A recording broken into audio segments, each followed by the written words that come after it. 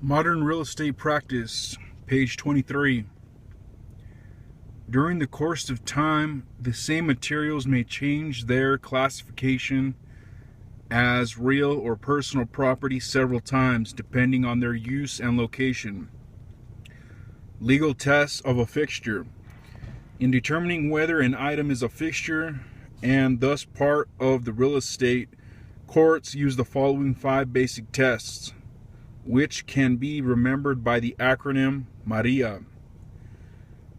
M for method of annexation.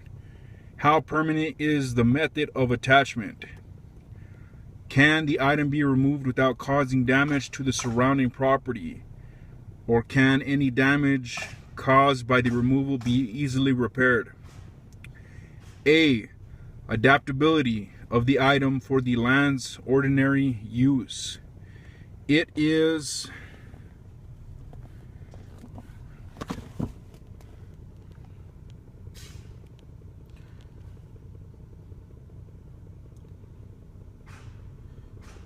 the item being used as real property or personal property? For example, a refrigerator is usually considered personal property.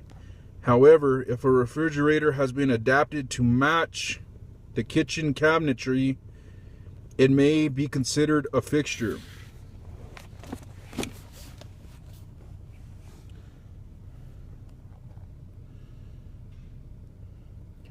R.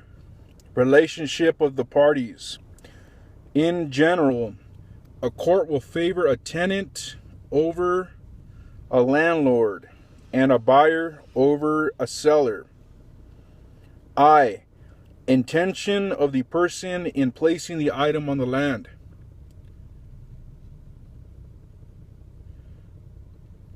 This should be the most important consideration, but the actions of the tenant may not be consistent with the tenant's earlier intention. If an installation is intended to be temporary, it should not be attached in a way that appears to be permanent. Agreement. A. Agreement of the parties. Have the parties agreed on whether the item is real or personal property in the provisions of an offer to purchase or lease? Although these tests may seem simple, court decisions have been complex and inconsistent. Property that appears to be permanently affixed has sometimes been ruled to be personal property, while property that seems removable has been ruled a fixture.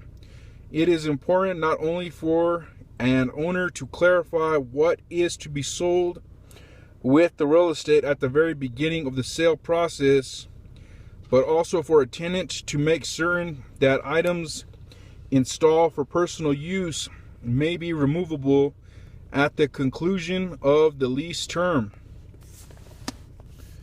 In practice, at the time a property is listed, the seller and the listing agent should discuss which items to include in the sale.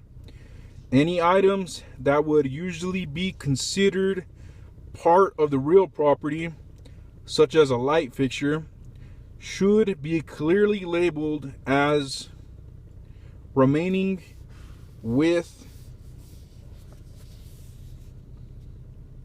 the owner and so noted on any promotional materials, including property listing forms. More importantly, the written sales contract between the buyer and the seller should specifically list all articles that are being included in the sale, as well as those that are being excluded from it, particularly if any doubt exists as to whether the items are personal property or fixtures. For instance, built-in bookcases, chandeliers, ceiling fans, or exotic shrubbery. This specifically will avoid a misunderstanding between the parties that might result in the collapse of the transaction and an expensive lawsuit. The most commonly disputed items between buyers and sellers are draperies, light fixtures, and appliances. Trade fixtures. A special category of fixtures includes property used in the course of business.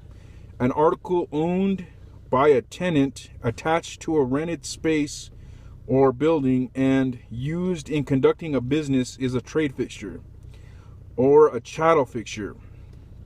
Some examples of trade fixtures are hydraulic lifts in an auto repair shop, lanes and pin setting equipment in a bowling alley, the dining booths in a restaurant. Agricultural fixtures such as chicken coops and tool sheds are also included in this category. Trade fixtures must be removed on or before the last day the property is rented. The tenant is responsible for any damage caused by the removal of a trade fixture. Trade fixtures that are not removed become the real property of the